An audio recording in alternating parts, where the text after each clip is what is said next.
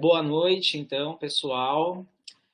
Hoje a nossa aula especial do curso de Arte, Cultura e Política no Brasil, da UFMT.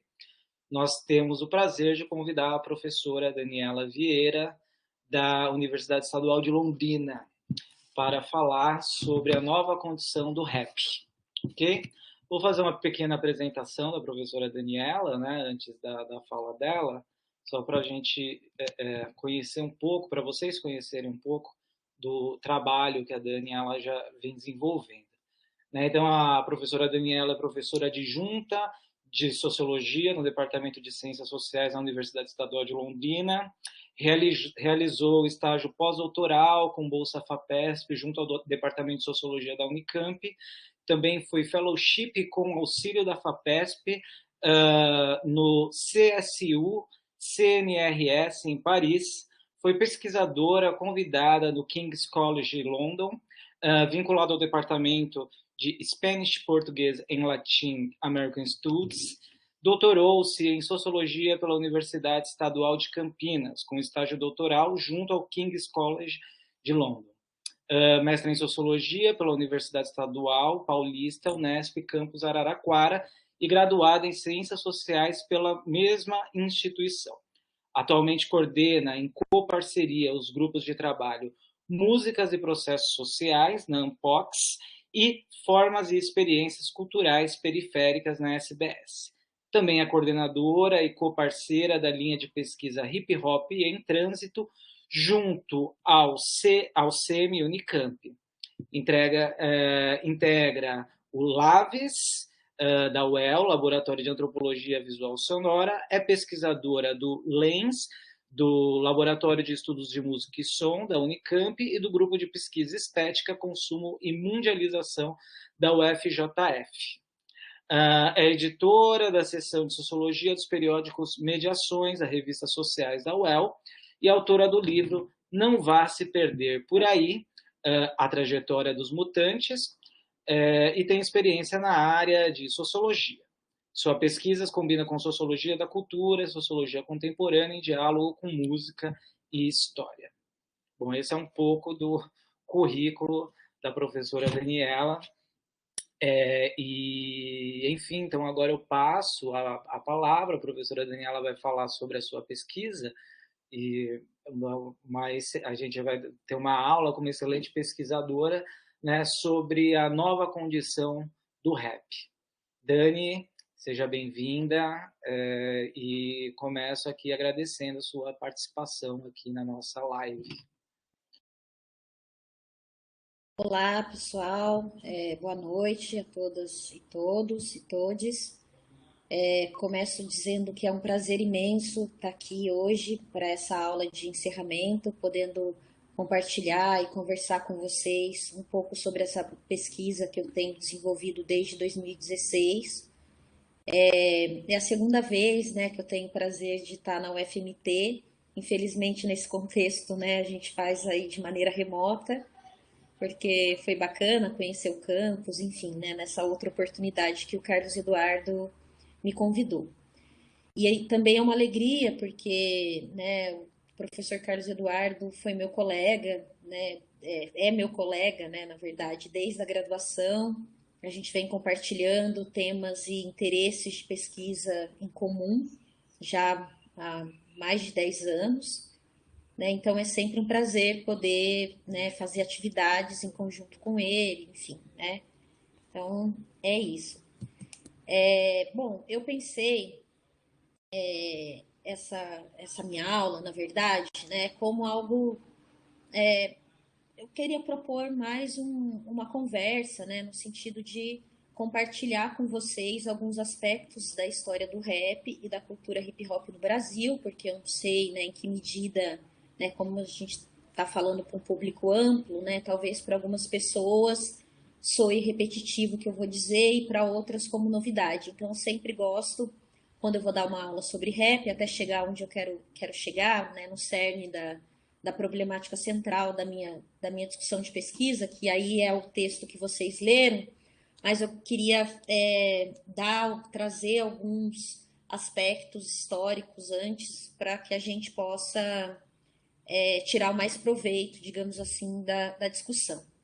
Então eu vou falar um pouquinho, brevemente sobre a história do rap e do hip hop no Brasil, né, tentando interligar três eixos, né, que seria cultura, política e mercado, né, para que a gente possa perceber, sobretudo, as mudanças que são perceptíveis na cena do rap atualmente e também como essas mudanças estão, de certo modo, né, muito vinculadas, né, essas mudanças elas são mudanças simbólicas e também materiais, né, e elas estão fortemente imbricadas, né, ao lugar da população negra e das suas lutas na sociedade brasileira. Então, quero falar aqui, né, como que o rap ele vem ocupando atualmente novos espaços, né, sociais, para além, né, da periferia, né, não se circunscreve mais a um espaço, digamos assim, que foi chamado de periférico, para que a gente possa conversar sobre as implicações desse processo. Né? Acho que o ponto central é isso. Esse deslocamento, digamos assim, né, do rap para além da periferia, né, ele é o ponto, assim, a linha condutora para para aquilo que eu estou chamando de nova condição do rap.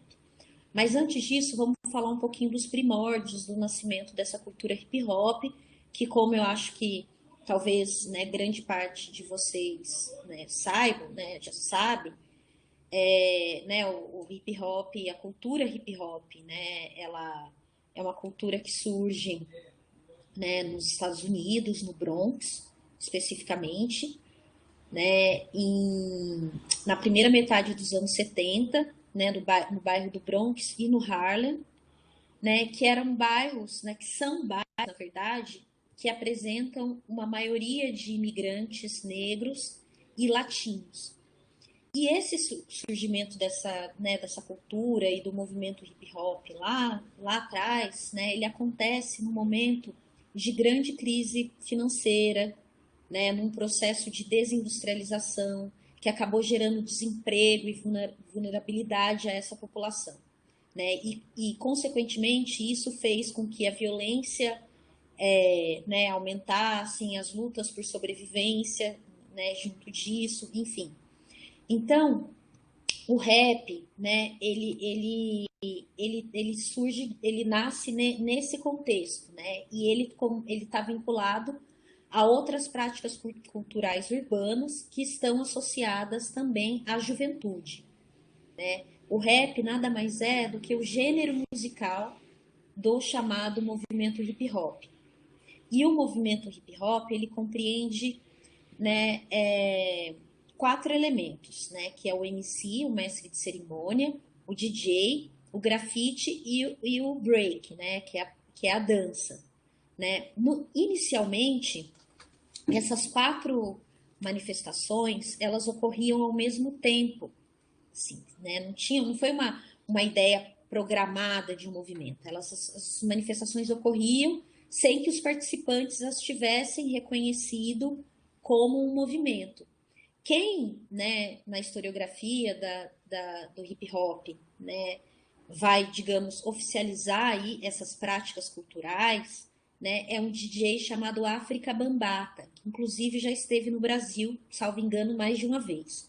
Né? Então ele vai denominar esse conjunto de manifestações, né, que estavam ocorrendo como um movimento hip hop. Né? E é o África Bambata também que vai inserir, né, o chamado quinto elemento, ou seja, o conhecimento. Né? Ele incorporar o conhecimento, né, como uma das bases da cultura hip hop, né, possibilita, né, aos seus integrantes condições, né, precisas, assim, digamos, para acho que isso traz uma perspectiva de autorreflexividade, né, para denunciar e para reconhecer as inúmeras injustiças sociais. Né? Então, sem o conhecimento, né, que pode ser traduzido aqui como um senso crítico diante da realidade que cerca, né, essa juventude, seria impossível, né, traduzir em ritmo e poesia as suas experiências. Então, acho que essa autorreflexividade, digamos assim, ela está muito vinculada à experiência, à vivência cotidiana dessa juventude. Né? E é essa vivência, essa experiência, né, que vai ser narrada aí em ritmo, né, e poesia, né, que né, rap é ritmo e poesia, né? Então, os rappers e as rappers, né, eles narram esse contexto onde eles vivem, né, e é muito comum, né, nas narrativas, tanto aqui quanto enfim, né, quanto em outros países, né, onde o hip hop ganhou força, né, a, a narração, né, da, dos bairros onde eles vivem. Isso é muito importante, assim, né, frisar as suas quebradas, né, suas respectivas quebradas. Isso é muito, muito importante mesmo. E junto também dessa crítica, né, em conjunto disso, há também uma valorização muito grande, né, da negritude, de ser negro e tudo mais. Então, o sentido social de vários raps, né, eles podem ser entendidos não apenas como uma crítica ao racismo e às desigualdades sociais, mas e junto disso, né, eu acho que na verdade não são coisas que se opõem, né, junto a essa crítica, a essa denúncia tal, né, vem a exaltação, a afirmação da importância do negro e da negritude, o que confere a esses sujeitos, né, um sentimento muito forte de orgulho, de dignidade social, de perspectiva de luta, de sobrevivência mesmo, né, de vida, né, de lutar contra as opressões. Então, acho que isso está na base, né, da cultura hip hop e do sentido social de muitas letras de rap. Não é à toa que a gente ouve, né, tem várias declarações das rappers e dos rappers, né, ou de integrantes do movimento, né, e da cultura hip hop, que o rap salvou a minha vida. Isso não é mero discurso, né? Isso é algo que se deu na prática mesmo, né? Que realmente salvou a vida, né? Deu linha e compasso para perspectivas de mudança daquela condição, ou ao menos para olhar para a realidade de uma forma mais crítica, né? Mas é importante também, eu acho que geralmente a gente tem uma visão um pouco estigmatizada, né, de que desde sempre o rap ele surge como uma força contestatória, tal, né, crítica, isso que eu comecei a falar. Não, né, a princípio, o que essa juventude queria, né, e também quer, é se divertir, é dançar, é cantar, né? Então isso é muito forte assim, né? Nem sempre, né, as letras, né, de rap elas têm um sentido, esse sentido social que eu falei para vocês, né? Isso começa, como eu vou mostrar, isso começa a ficar mais evidente, né, aqui no Brasil, pelo menos, a partir de fins dos anos 80, né? Antigamente eles faziam rimas, né, rimas de tiração de sarro, né, ou falando letras de amor, enfim, não tinha essa perspectiva aí de crítica social, mas ao mesmo tempo, quando a gente pensa qual é o sujeito que está fazendo essas rimas, né, pelo fato talvez de um grupo social tão vulnerabilizado de querer se divertir, isso de certa maneira já se coloca como uma afronta, né?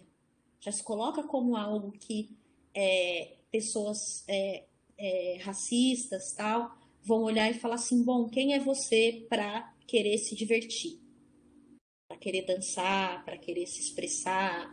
Então acho que a gente não pode ver, né, isso como com ênfases tão ambivalentes, né, ou dicotômicas isso. A gente está pensando nessa forma artística que é o rap e de forma mais ampla a cultura hip hop. Né? Um outro ponto também importante é de que toda essa movimentação, né, ela surge, né, nesse contexto aí dos anos 70, isso lá nos Estados Unidos, né, tal, e mesmo depois aqui no Brasil, mas já é um contexto em que estava, onde tinha um fenômeno, né, social muito importante, que é a globalização. Então a gente não dá para entender, né, a meu ver, assim, a cultura hip hop sem levar em consideração o impacto da globalização na cultura. Né? Então o rap ele surge nessa nova ordem do mundo, e junto da globalização também é a emergência do neoliberalismo. E é devido a globalização que o rap vai se difundindo para distintas culturas, né? E é uma forma cultural muito interessante para a gente pensar, né, essa relação entre local e global, porque é evidente que ainda, né, que o rap do Brasil ele tenha como inspiração o rap, ou seja, o rap em qualquer lugar do mundo, né? O rap no Senegal, o rap em Paris, o rap em Angola, na China, né? Porque o rap ele se espraiou para todos os grandes centros urbanos, né? Mas é importante a gente entender que ainda que tenha, né, essa referência global do centro, né, a maneira como ele vai se configurar, né, em cada país, tem as suas particularidades, tem as suas especificidades. E tudo isso para dizer assim que é necessário que a gente olhe para essa cultura de um ponto de vista histórico e espacial. Histórico e espacialmente. Porque, né, a particularidade da cena do hip hop no Senegal é distinta da cena do hip hop no Brasil, enfim, né, que eu já falei para vocês. No entanto, né, apesar dessas particularidades locais, é algo que une os integrantes da cultura hip hop.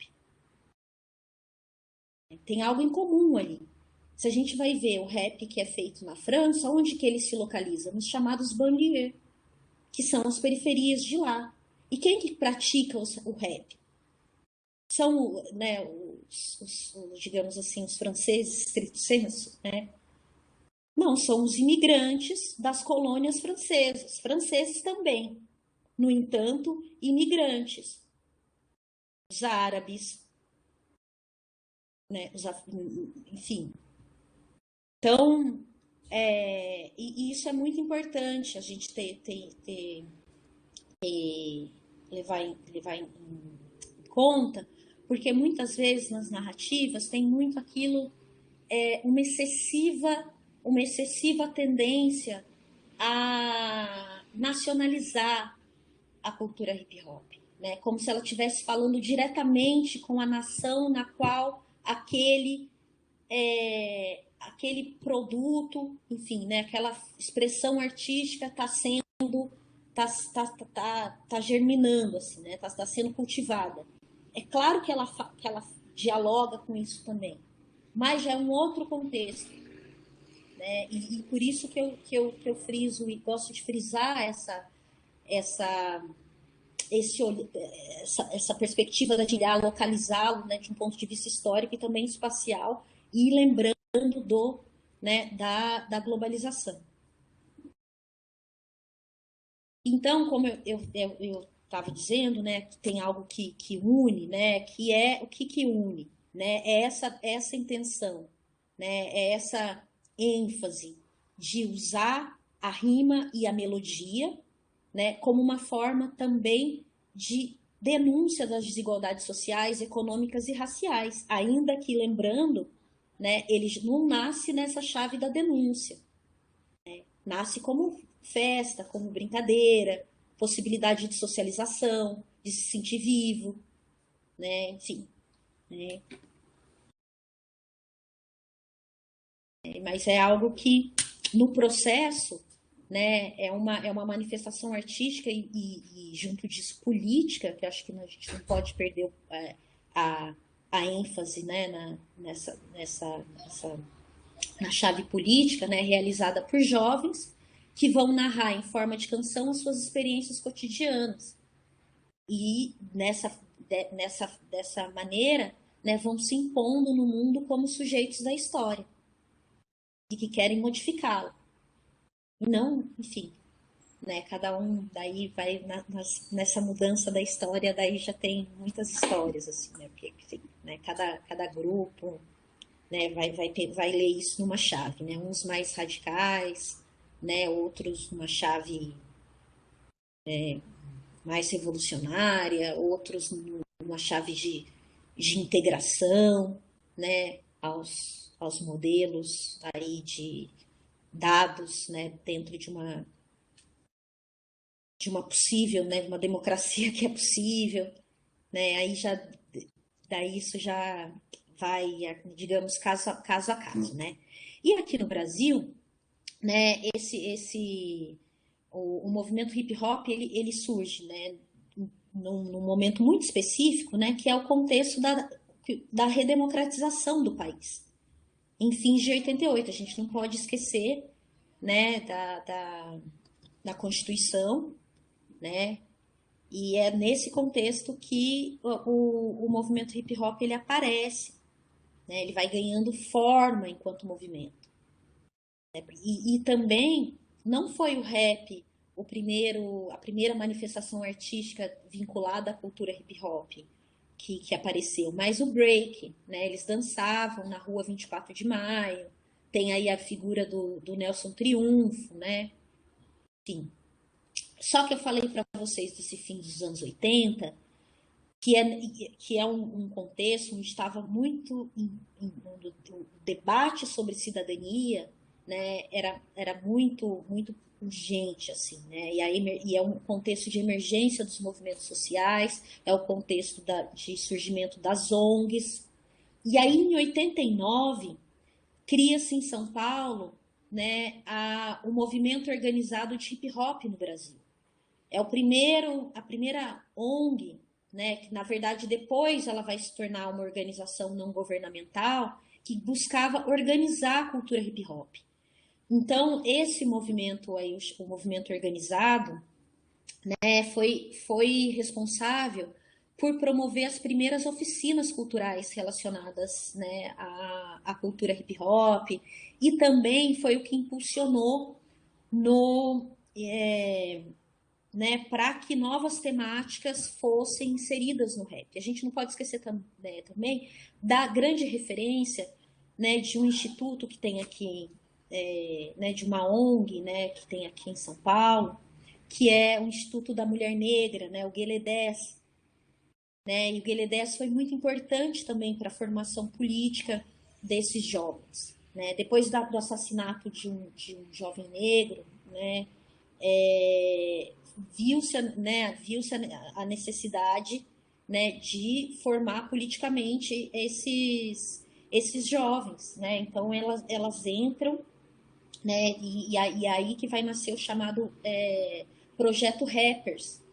E junto disso surge também a primeira revista, acho que a primeira é a única, enfim, revista que é a revista Pode Crer, o primeiro número da revista Pode Crer é o Mano Brown na capa, bem novinho, não sei se vocês já viram, mas assim, se colocar no Google, vocês veem, né, a revista Pode Crer é o Brown com giz na mão, assim, numa lousa, como se estivesse, não, numa sala de aula. Então é muito interessante como que a maneira como isso começa a ser divulgado, digamos assim, né, na esfera pública, mostrando o como que a cultura hip hop, né, é uma escola, né, simbolicamente, né, do ponto de vista simbólico, é isso que essa primeira edição da Pode Querendo mostrar. E olha que interessante, né? Ainda os Racionais não eram assim, né? Os Racionais, né? Nesse contexto, estava tudo começando ainda. E aí, gente, né, dado esse vínculo, né, com essas organizações, a organização do rap, com as ONGs e tudo mais, esses processos de formação, né, é a partir daí que o rap vai se tornando mais politizado.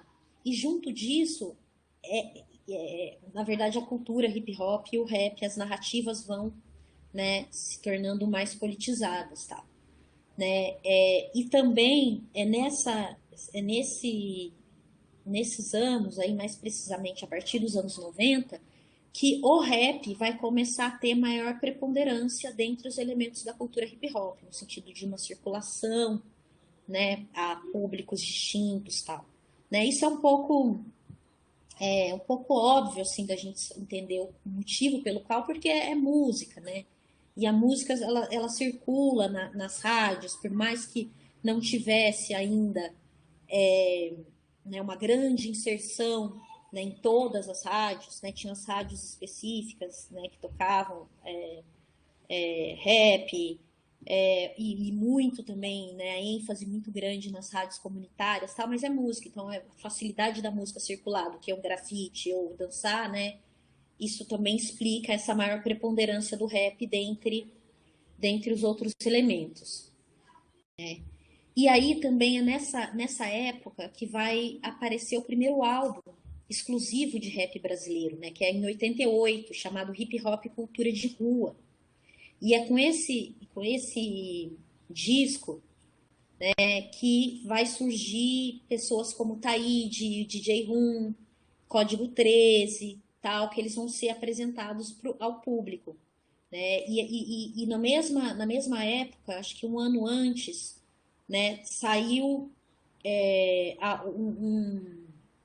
um outro disco chamado Ousadia do Rap, que foi gravado por que foi produzido, né, por uma gravadora que era vinculada aos Bailes Blacks, que é a Cascatas Records. Né? Na verdade, esse Ousadia do Rap, que é de 87, um ano antes do Hip Hop Cultura de Rua, né, esse disco conta apenas com 3 músicas de rap. Então, por isso que quando as pessoas, né, a gente vai dar, digamos assim, né, criar aí, né, digamos, um mito de origem, né, da discografia sobre, sobre o rap no país, a referência é mais por hip hop cultura de rua, onde todas as canções eram de rap, né, diferente do Ousadia do Rap. E também sai um outro disco chamado O Som das Ruas, né, que foi que foi produzido pela equipe do Chic Show, também dos Bailes Blacks, né? Só que aí que tá, né? Ao contrário dos raps, digamos, mais engajados, né? O Som das Ruas, ele apresentava temáticas mais dançantes. Se vocês pararem, né, pegarem para ouvir, vocês vão ver isso, tal, né? E tem um MC Jack, né, que está na coletânea, ele vai dizer, né, um dos precursores do gênero no Brasil, ele vai dizer que ainda em 91, em 92, que o rap começa a dar uma guinada, né, que ele vai dizer, é a partir daí que o negócio vai ficar mais politizado, mais pesado. Né? E aí é nesse contexto também que vai surgir, né, aí a lenda viva, né, do rap nacional, que é o grupo Racionais MCs, né, que é um dos grupos de rap mais proeminentes no país até hoje, né, que é quando eles vão lançar o Holocausto Urbano, né, pela Zimbabwe Records, que também estava ligada, né, ao pessoal dos Bailes Blacks, tá? Né, nesse contexto que surge e que dá aí uma nova né, não só eles, né, mas como eles tiveram mais proeminência, né, acaba dando uma nova cara, né, para as narrativas sobre rap no Brasil, né? E é interessante, né, a forma como que os Racionais eles conseguem atrair, né, um público de muito amplo, né? Eles com o Raio-X Brasil, em 93, né, esse disco foi assim o marco da propagação do rap na música brasileira, né? Com ele, os Racionais eles chegaram a vender mais de 10 mil, eles chegaram a atrair um público, né, de mais de 10 mil pessoas por show, né? Sucesso de músicas como Fim de Semana no Parque, Homem na Estrada, enfim. E aí, com o lançamento em 97 do Sobrevivendo no Inferno, a audiência do grupo, aí eles se consolidam mesmo, né? Com Sobrevivendo no Inferno, que eles se consolidam. Eles chegaram a vender 1.500.000 cópias desse disco, né? E também passaram a veicular na programação da MTV, né? Tendo músicas censuradas, né? Sendo criminalizados, levando bala da polícia no ônibus, enfim, né? Várias questões aí de criminalização que a gente pode conversar, né? Só que o que é interessante desse processo é que, por exemplo, o sucesso que eles obtiveram nessa época, ele ocorre em paralelo, né, a chamada indústria cultural. É como se eles fossem criando um nicho paralelo de mercado. E foram entrando, recusando convites para aparecerem na Globo, recusando convites para estarem no SBT. No entanto, eles falavam que eles aceitavam somente na MTV, né? O KLG ele fala assim, como que eu posso ele vai dizer exatamente assim, né? Tendo uma visão dos problemas, né, dos brasileiros, do meu povo, né? Como eu posso falar para a Globo que contribuiu com o regime militar, que faz propaganda nacionalista, ou se não para o SBT que incentiva isso? Naquela época o axé estava muito alto, né? O axé tava na crista da onda também, né? Daí ele coloca como que eu vou aparecer, né, no SBT que incentiva crianças de 3 a 4 anos a dançarem a dança da garrafa. Então eram esses os questionamentos, né? E aí eu percebo que hoje, né, o rap hoje ele não é visto mais de uma forma tão marginalizada, né, como era visto antigamente. Acho que a relação do rap hoje, ou de alguns e de algumas rappers e suas produções também com os meios de comunicação de massa, também é outra, assim, né? É um outro que modificou, principalmente um ponto que eu acho que essa mudança começa a ocorrer, né, é a partir dos anos 2000. E em 2010, né, em meados dos anos 2000 e tal, acho que se o Sabotagem não tivesse morrido, por exemplo, talvez ele seria né, seria, né, um bom interlocutor, né, para isso que eu tô querendo dizer, para falar um pouco desse novo espaço social no qual o rap se insere hoje, né? Enfim, ele fez, né, participou de filmes, fez algumas propagandas, tal, mas, né, foi morto, né? Mas só que assim, eu acho que hoje então, né, o rap, né, ele ocupa um novo espaço social e também tanto do ponto de vista simbólico quanto do ponto de vista material.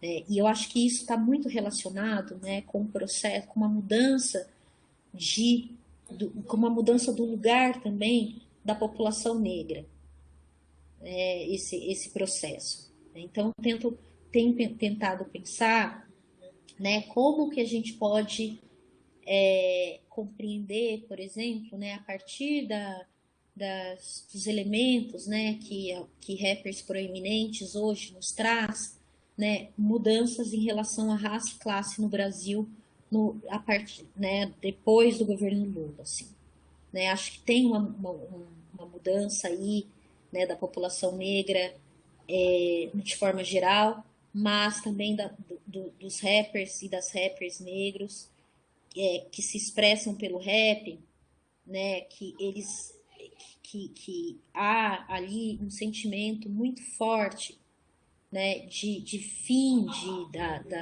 de uma perspectiva de submissão, de inferioridade, enfim, né, e junto disso, né, acho que isso contribui muito para o sucesso e para a diversidade de público, né? Todas essas mudanças que foram se configurando no Brasil, né? Que hoje, bom, né? Fazer uma análise disso hoje, né? Pós 2016 ou a partir de 2018 já traria outras consequências, assim. Mas enfim, né? Acho que esse novo lugar social do rap atualmente, né? E acho que isso faz com que a gente possa reconhecer uma tendência muito forte de legitimação e de reconhecimento do gênero, né? Por que eu tô falando isso? Porque o rap ele vem sendo, né? Foi se gestando um processo a partir de Racionais MCs, em que hoje o rap ele passa a ser ouvido por um público muito diverso, né? Daquele a quem seus raps, digamos assim, né? Para quem historicamente os rappers cantavam, né? Ou seja, o rap ele passa a ser tem sido cada vez mais ouvido por um público de classe média e intelectualizado também. Então meu ponto tem sido esse, né? E geralmente quando eu estou comentando sobre isso, as pessoas me dizem assim que a maioria da juventude, na verdade, da periferia, o que eles estão ouvindo é funk, né? É como se o rap, o amigo falou uma vez, é como se o rap hoje fosse o tiozinho da periferia, sabe? O vovozinho da periferia. Então, e a forma também, né, que é o trap, né, o trap que também impacta, né, essa juventude e tal. E aí junto disso esse rap, né, que vai se modificando assim esteticamente e tal, mas esse rap que vem ali da linhagem Racionais dos anos 90 e tal, ele tem sido ouvido ou pelo menos interessado, né, a um público mais diverso, né, que é esse público intelectualizado de classe média, estudantes universitários. E a minha pergunta é assim, o que está acontecendo, sabe? Por que isso? Né? Mas acho que um dos primeiros pontos para a gente compreender o motivo disso daí, né, também, é entender que esse processo de reconhecimento do gênero, né, não que ainda não existam conflitos, e o conflito é importante na disputa política, está muito associado a um processo maior, como, por exemplo, a maior inclusão nas universidades públicas brasileiras, né, de negros, né, de mulheres, enfim, né, de pessoas pobres. Ou seja, a implantação das cotas raciais nas universidades públicas, né, as ações afirmativas foram cruciais, a meu ver, né, para essa nova configuração, né, desse público e também das pessoas que passaram, porque isso já tem aí quase 20 anos, né, esse processo. Não, um pouco menos, 15. Mas, enfim, né, essas pessoas, elas se formaram.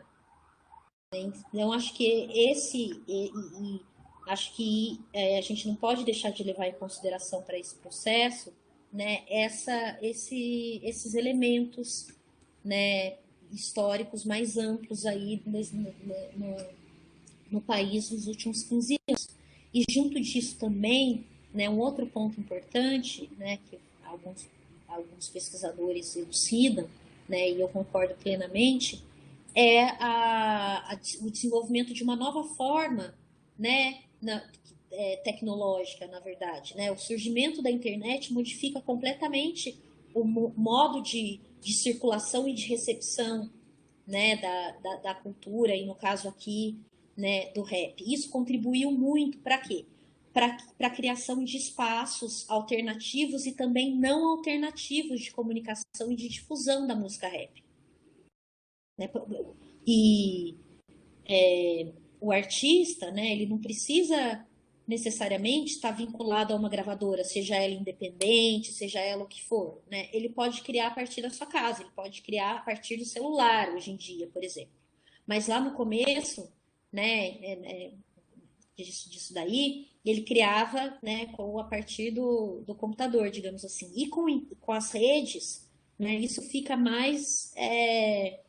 isso, né, adquire um caráter de mudança, né, ainda maior, né, nesse processo de produção e de circulação e também de recepção. Então, quando eu penso, né, a nova cultura do rap, a princípio, eu estava olhando muito para essas mudanças no modo de produção e de circulação e, consequentemente, de recepção do rap no país, que corrobora muito, né, para essas mudanças aí dos sujeitos, né, das pessoas que passam a se interessar ou a ouvir rap, e mesmo isso contribui também para uma divulgação mais ampla, né, do rapper ou da rapper no espaço público.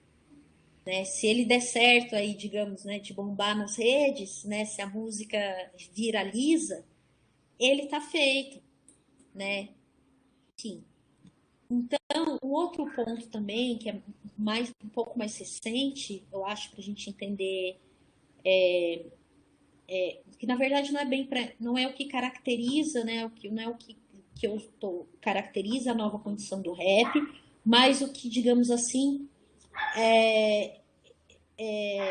exemplifica, né, essa nova condição, essa mudança do status social, né, do lugar social simbólico do rap atualmente no Brasil, né, que a gente, quando que imaginaríamos, né, que uma grande universidade pública, né, como a Unicamp, colocaria na lista do vestibular, né, um álbum de rap, né, na categoria de obra literária, né, que é o caso aí né, do álbum, do disco Sobrevivendo no Inferno, para a lista do vestibular. Né? Então, o impacto desse disco, né, como denúncia aí do país da democracia racial, tanto no período em que ele foi lançado, quanto a sua atualidade como narrativa de um país em que, onde direitos humanos e cidadania, né, é algo muito restrito, né, e isso faz com que ele fosse inserido na lista do vestibular da Unicamp. Não só isso, mas também o possível reconhecimento do status, né, artístico, né, daquela obra. Tal como se fez, por exemplo, de um Machado de Assis, quando vai escolher, né, a leitura obrigatória, ou seja, a leitura obrigatória, ouvir e ler o que essas narrativas estão falando sobre a realidade urbana, né, a realidade dos grandes centros urbanos. No caso da experiência deles, né, é a Zona Sul, Capão Redondo, enfim.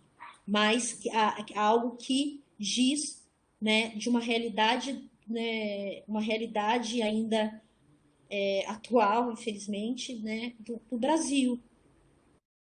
E que é visto também como obra de qualidade, não é só a denúncia, porque tem um valor ali, tem um valor artístico também, junto ao seu valor social, né? Eu acredito. Então, tudo isso faz com que o disco, né, seja inserido, né, foi no ano passado, né, foi em 2020, na categoria de poesia, né, ao lado dos clássicos, dos já clássicos da literatura, dos canonizados, né, enfim. Né? Então, acho que eu vi, né, uma nota à época que saiu no site dos Racionais, né, na verdade foi na página no Instagram, né, que eles vão dizer que tornar o álbum Sobrevivendo no Inferno como obra poética literária é expressão aí da periferia ocupando a academia. Mas eu acho que mais do que isso, né, acho que isso tem dois lados, né, tem assim, de um processo, né, muito bonito, digamos assim, né, de um processo muito importante, né, de tentar democratizar a universidade, né? Porque eu tenho certeza de que um aluno, né, que está no cursinho, né, tentando passar no vestibular e que se reconhece naquilo que está lendo, mesmo que não seja um tipo de reconhecimento, digamos assim, dos melhores possíveis, mas tem um reconhecimento ali, né? Se não passou, conhece alguém e tal, né? Se reconhece de distintas formas naquilo, né? É muito mais, digamos, muito mais produtivo, muito mais importante, muito mais interessante a ele ler isso do que ler outros autores, assim, né? E por outro lado, aquele aluno cheio de privilégios, né? De escolas de elite e tudo mais, né? Terão contato, digamos assim, com essa realidade, vão reconhecer um pouco aquilo. Então, acho que tem esse processo, né, muito ambivalente nisso daí, né? Então, eu acho que pensar isso nos revela muito a ampliação do rap também como, né, conhecimento. E entra aí o quinto elemento, né, como conhecimento, mas aí a diversificar das classes sociais. E junto desse processo também, um outro uma outra reflexão que eu faço a respeito disso é que acho que junto disso daí, né, vem o que eu estou falando dessa, né, dessa intenção, né, de desestigmatização desse gênero musical, né, que há tempos, né, vem sendo visto como sinônimo de violência. Ou seja, acho que a inclusão dessa obra, né, no vestibular, né, como da Unicamp, significa reconhecer o rap como prática cultural e intelectual, né, que narra as experiências de pretos, de pobres, né, cuja inserção social é muito restrita ou né, marginalizada. Então, acho que é um chamado ao reconhecimento sobre a vida de sujeitos periféricos, né, e sujeitas periféricas, para usar aí a expressão do Tiaraju, né? É um chamado ao reconhecimento sobre a vida dessas pessoas que convivem, né, de forma mais direta ou indireta com o mundo do crime, da exclusão, das drogas, mas que conseguiram, né, sobreviver e seguem aí sobrevivendo nesse inferno, né? Porque a cultura hip hop, como modo de vida, ela deve ser, né, respeitada, enfim, né, tomada como um exemplo aí como uma das possíveis formas, né, de resistir, né, enfim. E eu também, e acho que eu tenho, quando eu estou pensando aí nisso que eu estou chamando de nova condição do rap, né, que significa cujas características, né, são essas mudanças que eu falei para vocês no meio de produção, circulação, recepção, a mudança do lugar social do rap também, um processo de internacionalização do rap, que é algo que não acontecia nos anos 90, né, a inserção, né, e o diálogo, né, muito forte, né, e uma projeção também, né, e o diálogo das mulheres no rap, não que não, elas estavam lá desde o começo, mas onde elas estavam, né? Como que estava isso num debate público mais amplo? Né? Não estava, a meu ver, assim, estava circunscrito ao pessoal da cultura, né? Dos rappers chegarem a não quererem cantar mais determinadas músicas, né? Enfim. Então, acho que essa inserção, o protagonismo feminino maior, também, né, a presença aí, né, de rappers LGBTQI+, né, vamos lembrar Queer da Quebrada, né, tudo isso conforma uma nova condição. E é isso que eu estou chamando de nova condição do rap e vou procurar analisar detalhadamente cada uma dessas coisas, que não aqui, né, mas estou falando assim, em agenda de pesquisa, cada uma dessas coisas, né, que eu estou chamando de nova condição, porque a princípio, quando eu comecei a trabalhar sobre esse tema, né, já olhando para essas mudanças, sem denominá-las de nova condição do rap, eu, eu fiquei eu estava ainda muito presa numa ideia de geração, de que essas mudanças estavam circunscritas apenas à chamada nova geração, né? Os rappers que surgem na cena a partir de 2010, Criolo, Emicida, enfim. Mas depois eu comecei a ver que a ética de trabalho, né, processos muito parecidos, né, da conduta de rappers e das rappers, né, que surgiram antes da chamada velha escola ou velha geração, tal, estavam muito parecidas com a ética desses rappers, né, da chamada segunda geração. Daí eu falei, bom, não se trata de uma questão de geração, se trata de uma nova configuração, de uma nova condição. E é isso que explica, né, esse conceito que eu estou tentando desenvolver para entender, né, essa cena contemporânea do rap na sociedade brasileira. E o exemplo, a trajetória do Emicida é bastante interessante para a gente entender essa complexidade da relação do rap, enfim, né, hoje em dia. Porque, né, como vocês devem, enfim, né, quem acompanha o Emicida e tal, né, o Emicida, né, o Leandro, né, o nome dele, Leandro e tal, Emicida vem de, são duas palavras, que é o MC e o homicida, porque ele era considerado, né, o homicida das rimas, né, ele vem das batalhas de rima, né, ele obteve reconhecimento na cultura hip hop por meio das batalhas. É um cara que, né, ele a tecnologia, né, é muito importante para a gente entender o processo de divulgação da mixtape dele, da primeira mixtape, que é de 2009, é para quem já mordeu um cachorro por comida até que eu cheguei longe, que ele queima as mídias na própria casa, né? Vende esses discos a preços populares após os shows, manda para a galeria do rock, enfim, vai fazendo aí, né, o circuito, né, vai ganhando notoriedade e funda a sua própria empresa, junto com o irmão dele, que é Laboratório Fantasma, né? Que hoje que não que é só, né, que é uma produtora, que é uma gravadora, que eles fazem, né, fazem os filmes, né, os clipes, tal. Ou seja, é um artista, né, que procura gerenciar a sua carreira dentro de uma suposta autonomia, digamos assim, né? Acho a palavra autonomia muito forte, né? Se falar que alguém tem autonomia em alguma coisa no mundo de hoje, mas enfim, né? Não vamos entrar nisso daí. Mas né, que desde o começo está gerenciando a sua carreira e que vem obtendo um status não só, né, do ponto de vista de um reconhecimento do ponto de vista artístico, mas também intelectual.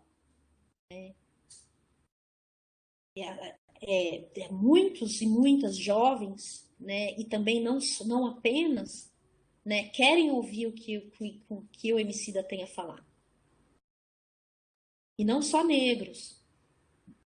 Né? Seja por curiosidade, seja porque concorda, seja porque discorda, né? Os motivos, né? Enfim, isso é de cada um, não é o que não é o ponto aqui, mas o ponto aqui é a notoriedade que esse artista conseguiu obter dessa forma, né? Dessa forma tão peculiar, digamos, né? Que essa aqui, né, a internet e a tecnologia possibilitou. Só que, bom, né, quando eu falo, parece que não tem aí também né, digamos, né, o talento do artista, não é isso? Acho que as duas coisas caminham juntas, né? Porque é óbvio que muitos outros rappers fizeram isso também.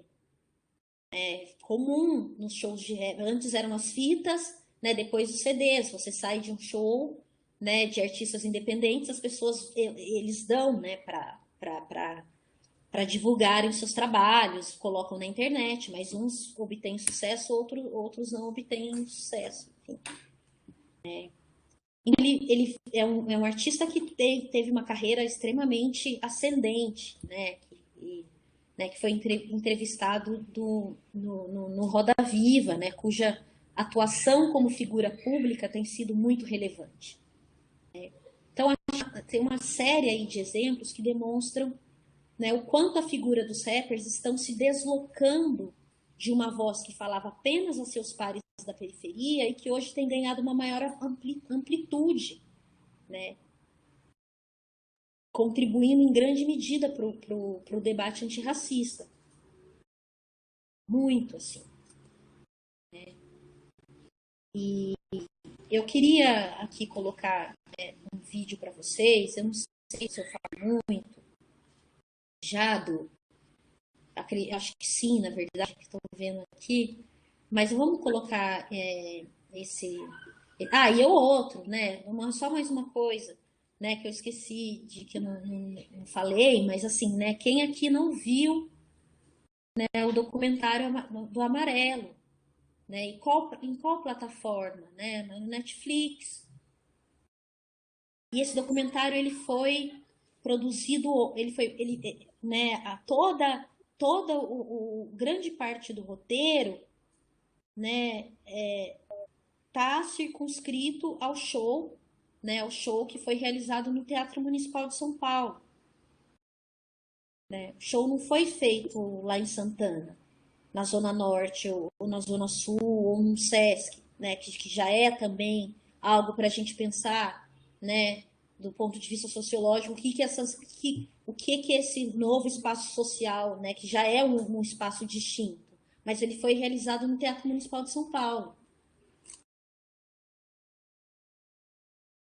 Então vamos colocar, e aí eu queria ouvir você. Por favor, Du. Então eu vou pôr o vídeo e depois, não sei como que você organizou sua fala, você vai falar um pouco do vídeo depois, e aí a gente abre para pergunta. Não, eu vou falar, eu vou fazer só umas considerações finais e aí a gente abre para o debate, para não se estender A gente vai assistir o tá vídeo bom? inteiro, Acho que eu me empolguei. parar um pouco no meio. A gente vai assistir inteiro. Não, pode deixar. Vamos ver tudo. Tá bom. Então vou soltar o vídeo aqui pra gente. Tá, eu vou deixar o no mute. Beleza.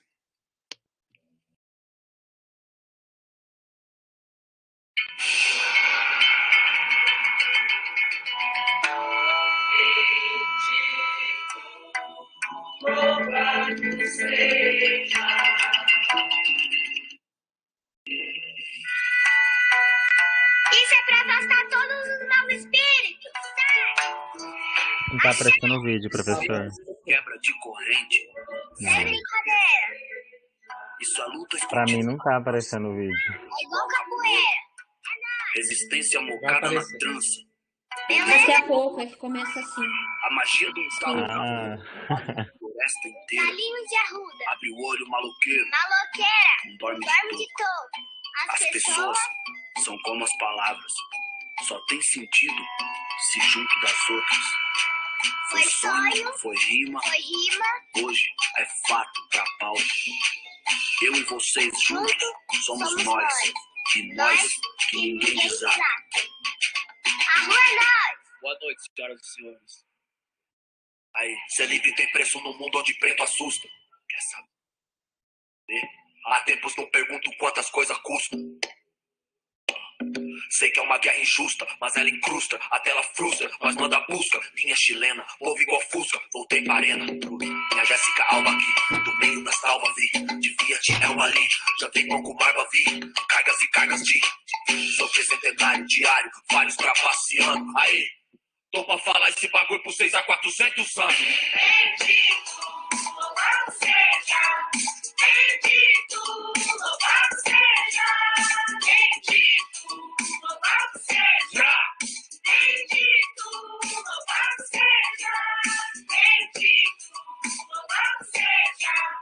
Bendito, louvado seja.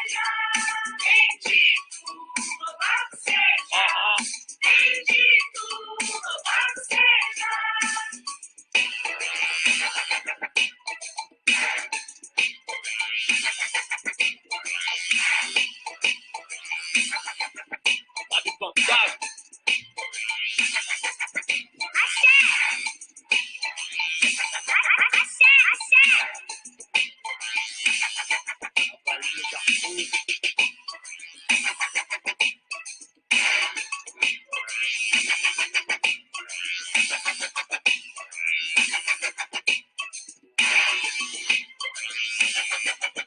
rua é nós. Galinhos de Arruda. A rua é nós. Axé, axé. Axé, axé.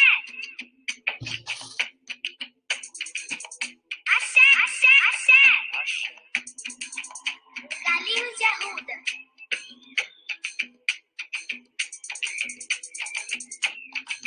Salve, Blue! Marcelinho! É nóis!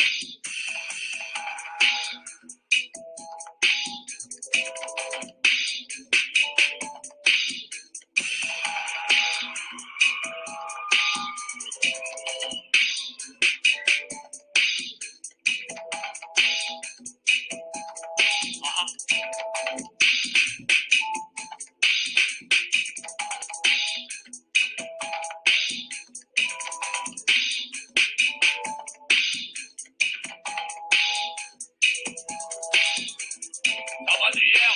Pode ficar! Ai!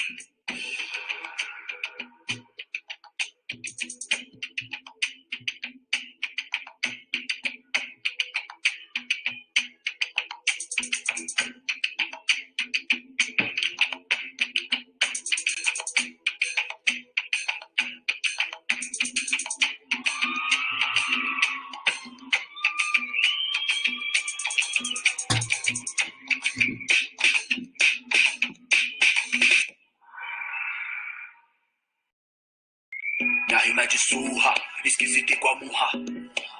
Contra a mente burra, o infinito vive igual surra. Perdeu, boy, vindo do inferno igual Hellboy. Clique, flash, então vai, vai. Vai, igual Haikai. Vai, Etiópia, Guerra Fria. Razão no breu, eu. Usei meu rancor, munição pesada no meio da selva, deu. Passagem pro amor, criança sorrindo no meio da relva, Deus. Juntei todas as cores, qual outra arco-íris surgiu dessa merda, meu? Dinheiro nós gosta igual peri, alto. Tomamos de assalto, do topo do ranking mais triste da city pro topo do palco. Vermelho Xangô, fogo, a esperança é algo. Sonho de Clementina, sonho de zumbi, esse é o sonho de Malco. Bendito louvado seja. Bendito louvado seja. Bendito louvado seja. Bênção, mamãe. Bendito louvado seja. Bênção, papai.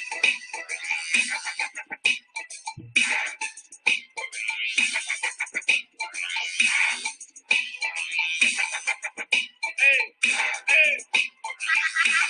A rua é nós.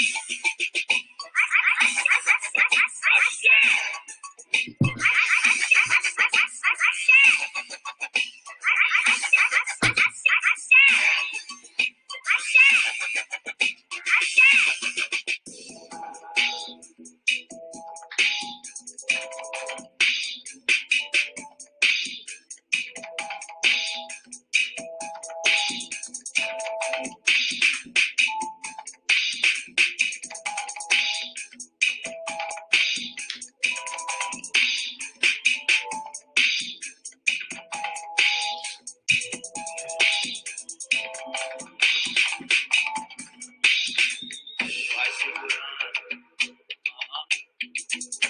Vila Zilda, Jardim Fontales, Urnas, Mataliba, Cachoeira, Galinhos de Arruda. Jardim São João, Lousa, Estrada do Campo Livre, Velho, Jaçanã, meu bom, Jardim Hebron, Palmira, Guarulhos, todo lugar por onde eu passei, todo lugar por onde eu passei.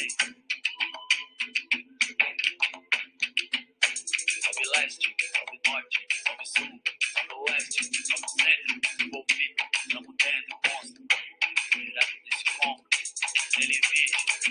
Hoje é o dia da favela invadir o Fashion Week, vai.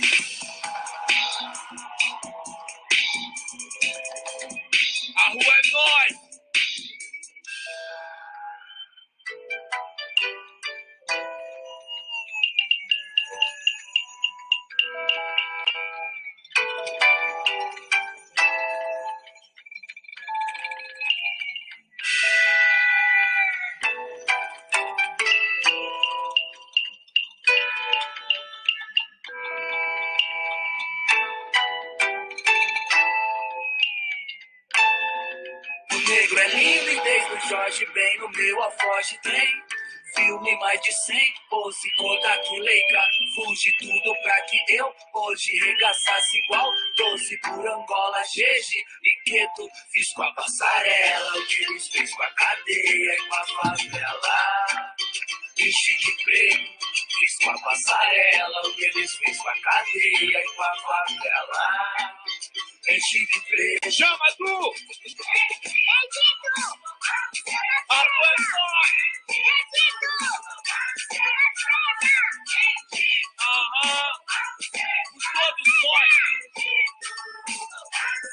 Isso é história, Leque! Muito obrigado pela presença de todos!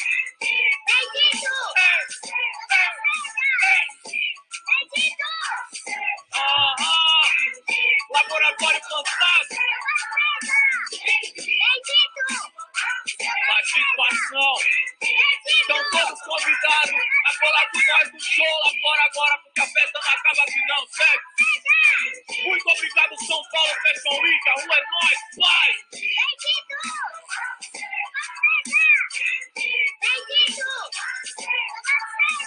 Pode tirar, Du. Então, gente, eu acho esse desfile, assim, é muito bacana, né, para a gente pensar esses elementos, né, alguns desses elementos que eu falei para vocês, né, desse novo lugar social do rap, né, a relação com a produção, né, com a produção independente, aonde ele chega, para quem que ele está falando, enfim, né, um desfile, eu não sei se vocês já tinham visto, né, Lucas e Lupita,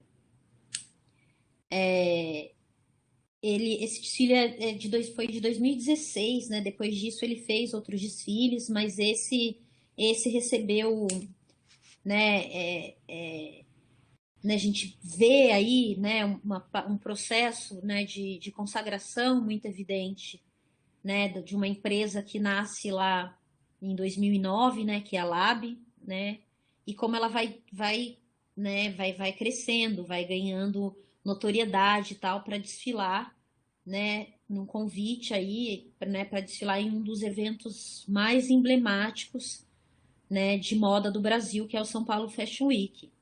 Né? Então, acho que a estreia, e que é quando a marca da Lab, né, vai estrear também.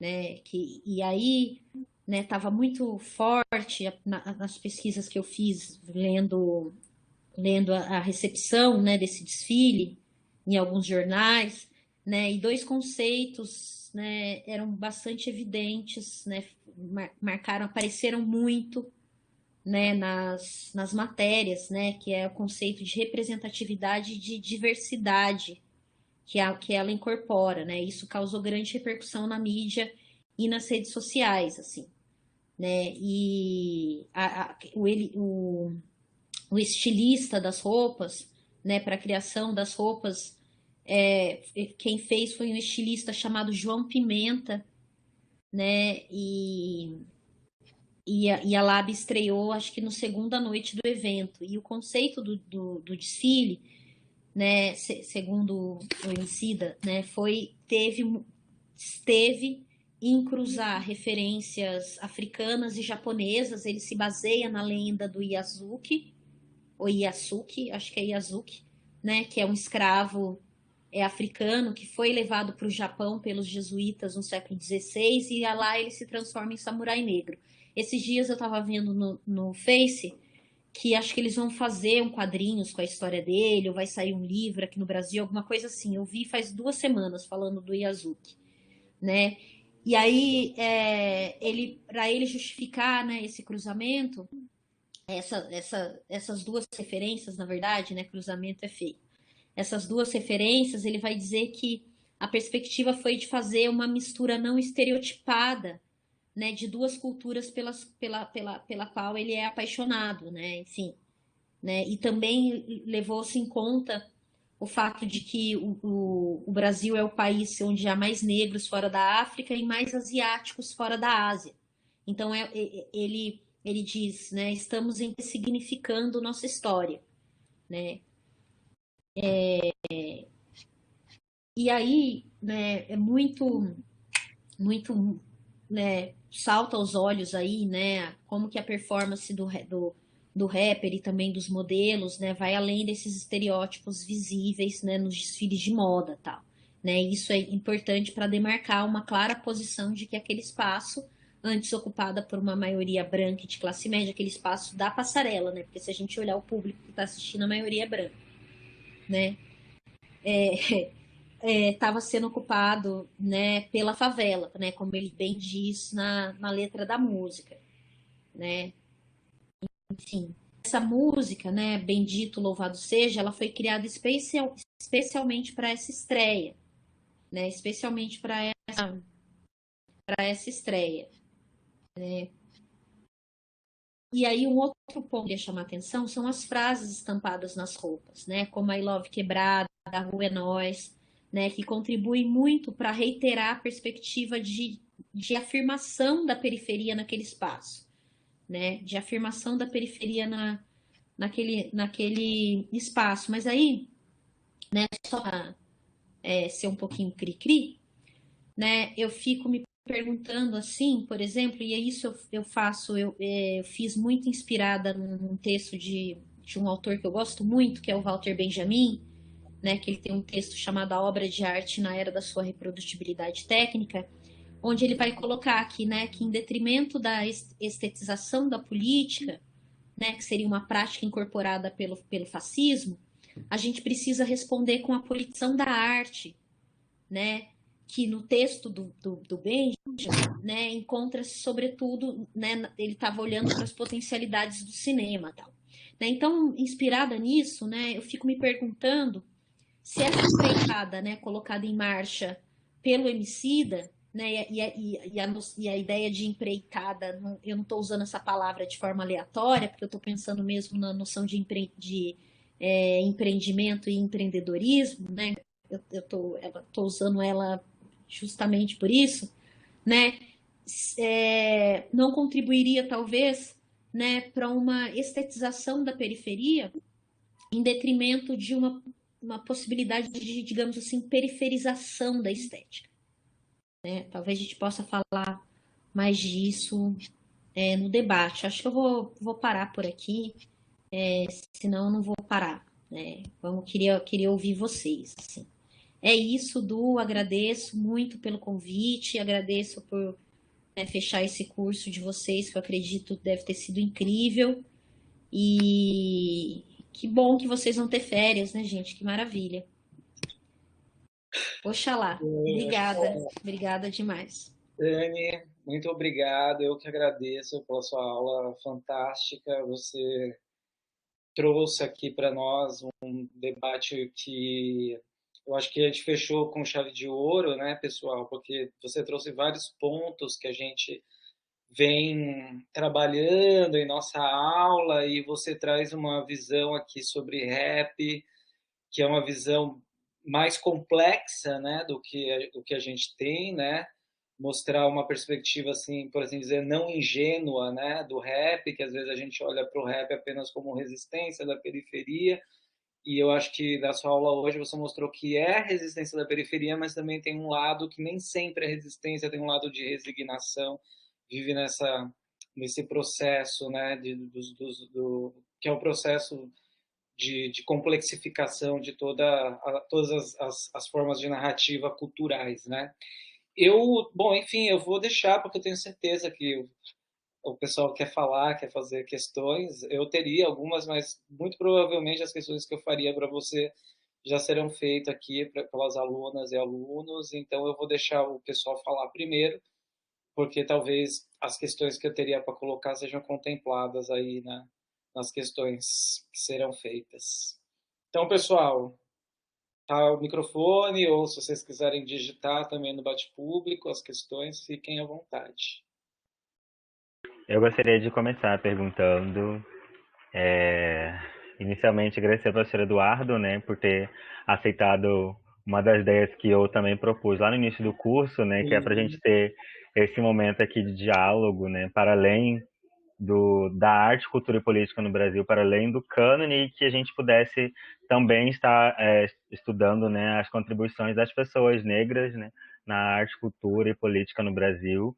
E a aula... Posso falar você, a senhora? Você. A sua aula hoje Pode falar foi... você, é um favor. Tudo bem. Agradecer também a sua aula, né, que foi fundamental aqui para a gente pensar essas contribuições da população negra, né, na trajetória da identidade nacional, né, da indústria cultural. E uma coisa que me chama muita atenção no artigo, né, que a gente leu para a aula de hoje, para pensar o sonho brasileiro, foram que você também mencionou durante a aula, foi pensar as ações afirmativas, né, enquanto um catalisador das potencialidades dessas pessoas que antes eram impossibilitadas de atuar, né, nesse espaço. E aí a ação afirmativa ela ganha uma proporção que vai para todas as áreas, né? Eu falo isso porque eu sou uma beneficiária, uma usuária das ações afirmativas em todos os aspectos, né? Então, eu reconheço as potencialidades dela e ter lido isso no seu texto, enquanto você mencionava do potencial artístico do Emicida e das suas relações em questão à educação, né, foi muito bom para mim, porque é um assunto que eu estou desenvolvendo na minha pesquisa. E aí, na página 7, quando você traz, né, a possível contradição que o autor, que o Emicida, né, tem ao participar da Globo, mas aceitar estar nesse espaço, né, reconhecendo ainda os efeitos negativos que a Globo tem, né, para nossa história, eu fico pensando muito, eu relacionei muito quando você conclui o pensando o termo, né, de adocicamento, mas também pensando o termo de enegrecimento, que aí a gente tem meio que essa coisa ambígua, né?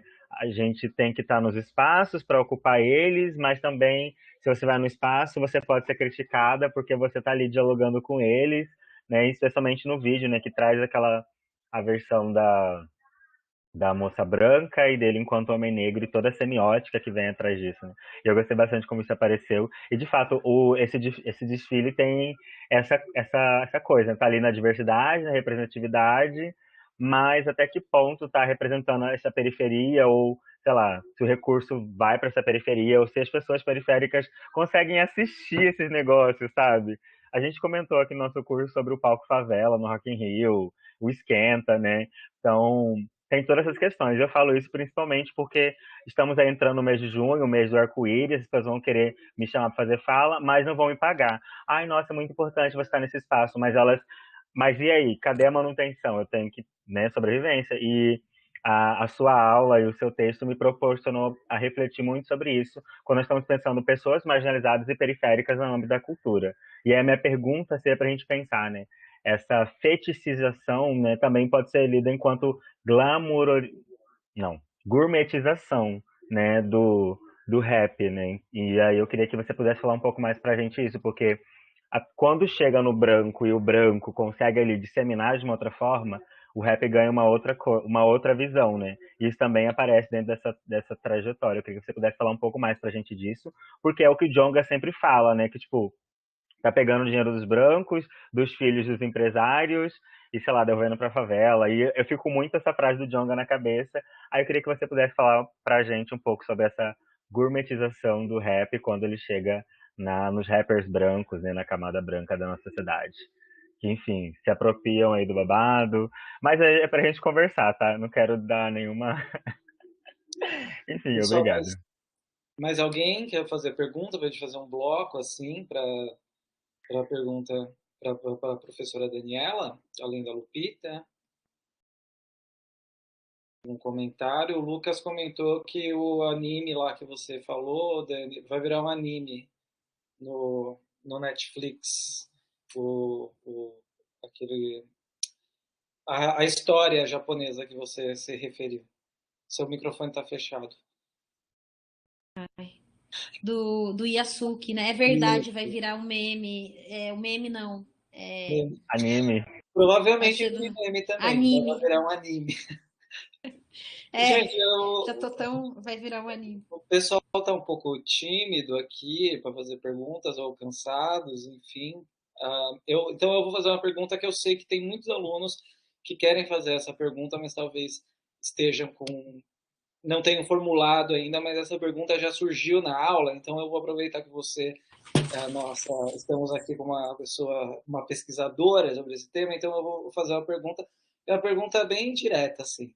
O que você achou do filme Amarelo do Emicida, como pesquisadora, né? Não como uma pessoa que está assistindo, porque é óbvio, o filme é bem produzido, é super legal. Mas aí eu queria saber mais da sua perspectiva como pesquisadora sobre o amarelo. Ok. Bom, vou responder a Lupita. Primeiro, eu queria agradecer imensamente, né, pela leitura, né, atenta que você fez do texto, né? Fico muito contente mesmo que ele tenha te afetado, né, quando você fala em relação a, né, encontrou ali, né, correspondência com a sua trajetória em relação às ações afirmativas e tudo mais, ou seja, você se viu naquele processo no qual eu estou descrevendo, né, que eu acho que você, sei lá, você deve ter 20 anos, 20 e pouquinho. Você, é isso, assim, é dessa geração que eu estou falando, né? Essa geração que está entrando na universidade, né, via as ações afirmativas e que está questionando e que está debatendo e que pergunta, não, mas espera aí, né? É nesse caldeirão aí que se insere essa nova condição do rap, digamos assim, né? E, bom, eu acho, Lupita, que olhar, quando né, eu estou olhando mais pro Emicida e tal, né, olhar para a trajetória dele, fica muito evidente, né, esse caráter aí ambivalente, né, essa ambivalência entre um discurso e uma prática, talvez, né, também, espero, né, muito importante, né, para a luta antirracista, né? Mas as formas de negociação disso, né, estão muito vinculadas, né, à lógica do capital, né? E aí eu me pergunto, né, a saída disso, né, as possibilidades de, de superação das desigualdades sociais, né, elas não, acho que elas podem ser, essas desigualdades elas podem ser amenizadas, né, podem melhorar, né, são processos aí de, de reformas, né, de reformas políticas, sociais, tal, mas acho que dentro, né, desse sistema, né, ele se alimenta da reprodução dessas desigualdades, né? E aí eu fico me perguntando assim, onde iremos com isso, né? Porque quando a gente está olhando para elas, né, para a possibilidade de superação dessas desigualdades do ponto de vista apenas do indivíduo, né, incorporando uma lógica neoliberal muito forte, pode haver possibilidades de saída, mas quando a gente pensa enquanto grupo social, né, não vão ser todos que vão sair, né? Não é assim, né? Um sobe e puxa os outros. A gente sabe que isso é ideologia. Não puxa nada. Não puxa nada, né? E aí eu acho que tem essa contradição, assim, né? Quando eu olho para a trajetória dele, quando eu faço análise de algumas letras também, né? E a questão disso que você está chamando de gourmetização, né, dos rappers, eu acho que, primeiro, né, acho que junto nesse bojo aí, né, o status da periferia, ela representa, tem um valor de autenticidade muito grande, né? A pessoa, ela tem uma autenticidade assim, sabe? Enorme, enorme, enorme, enorme, enorme, enorme. eu vejo, né? Mas eu não sei te responder em relação a isso com essa dentro dessa chave aí de divisão racial, digamos, né, dos brancos, de apropriação cultural, porque eu acho que não é disso que se trata quando a gente está olhando para o rap, né, não é disso, mas tem algo interessante que acho que está em processo, né, a partir, né, da sua geração e tal, né, e que eu acho que ela pode ser exemplificada com a minha, que é a formação de uma elite cultural negra no Brasil. Né? A elite de uma e essa elite ela circula, né, em, em distintos espaços, né, e conversa com distintas pessoas, tal. E acho que esse processo também, né, olhando esses rappers, né, proeminentes e essas rappers, tá um pouco, né, há pouco não, tá bastante vinculado com isso também, né? Não é mais aquele artista negro. Não estou falando que é a maioria não, isso por isso que é, né, uma elite assim, né? Que não é mais aquele artista negro que vai deixar a sua obra e morrer sem um tostão furado, né?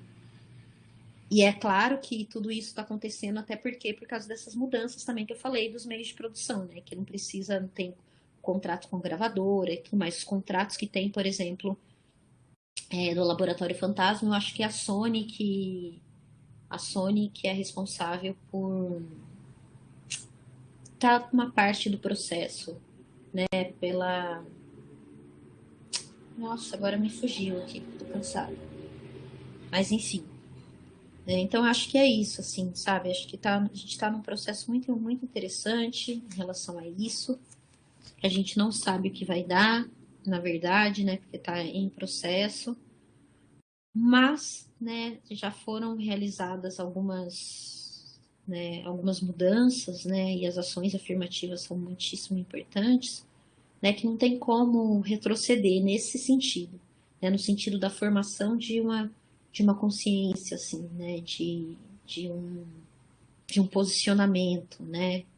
E aí eu estou falando de forma mais ampla, né? Em relação aos negros e às negras no Brasil. Estou falando só do rap, mas em relação a isso do rap, eu acho que tem esse discurso liberal, né? Esse discurso liberal e, né, a partir da forma como você enxerga o mundo, talvez você, o senso de coletividade, ele tende a ruir um pouco, né?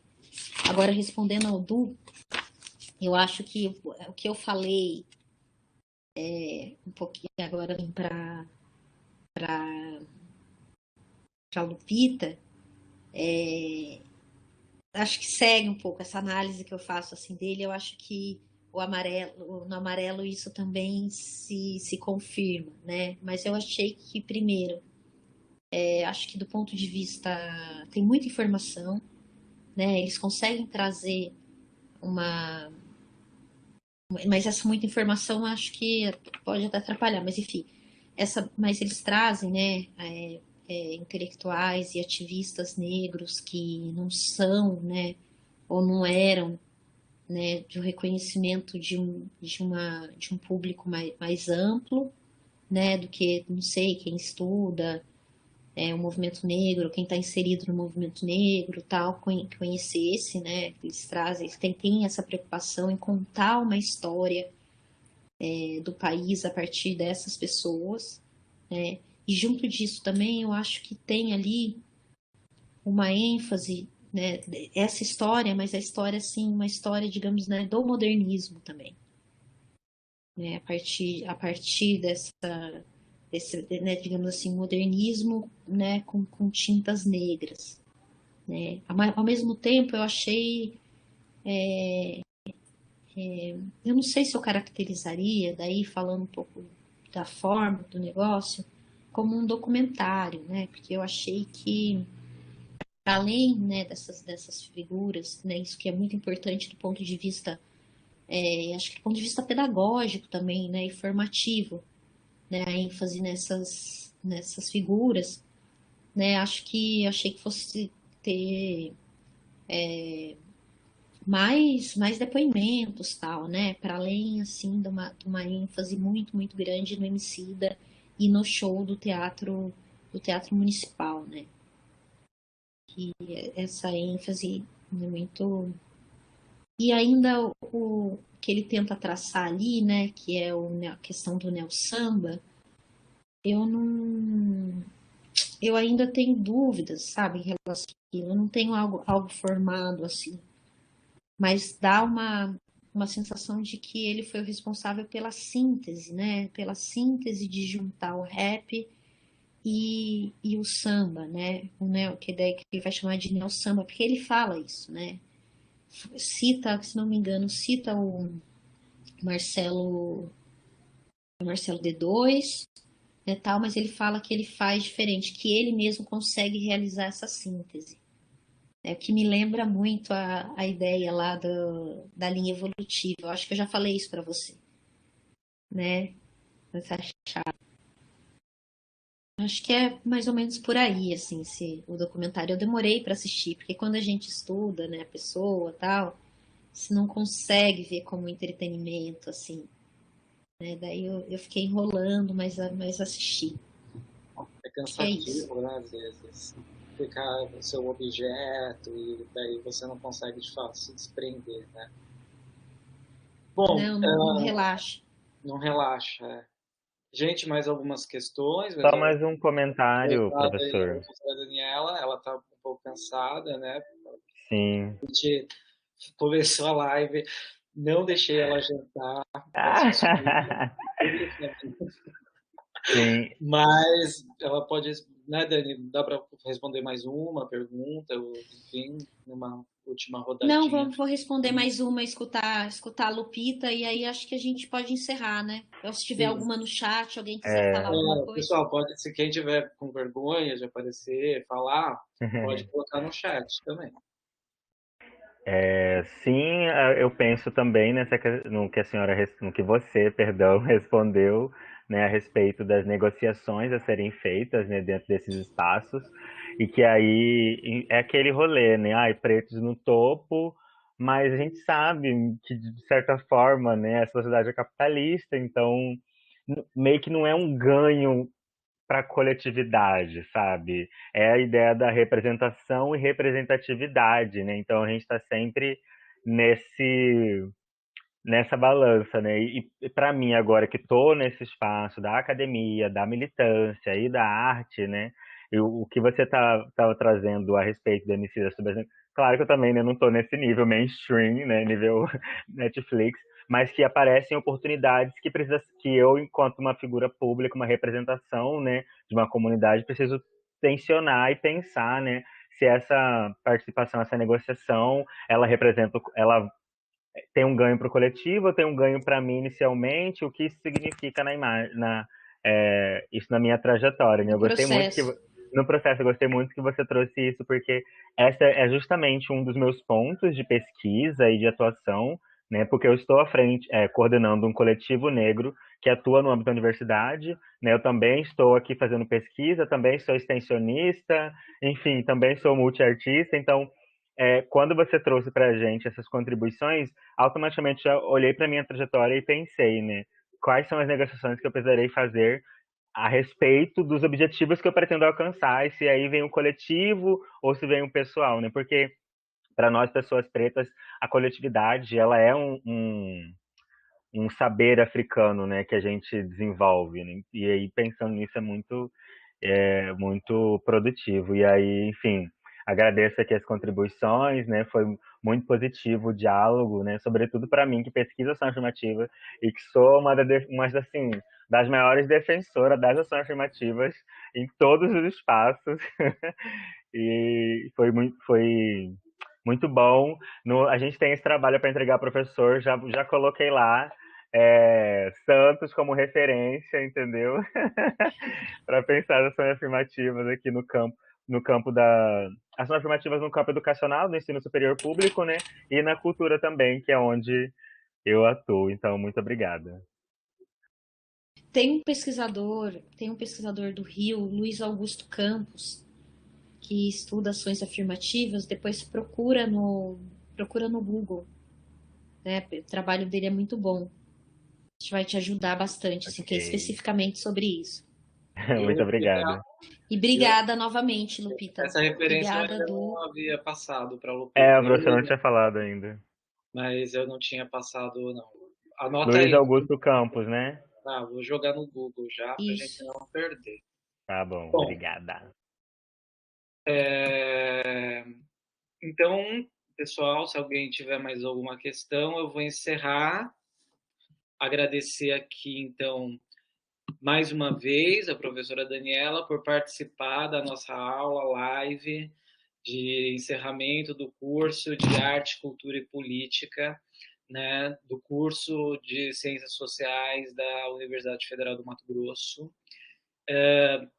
Agradecer aos alunos que participaram, né, e a todos que estejam assistindo também. Enfim, eu vou parar a gravação agora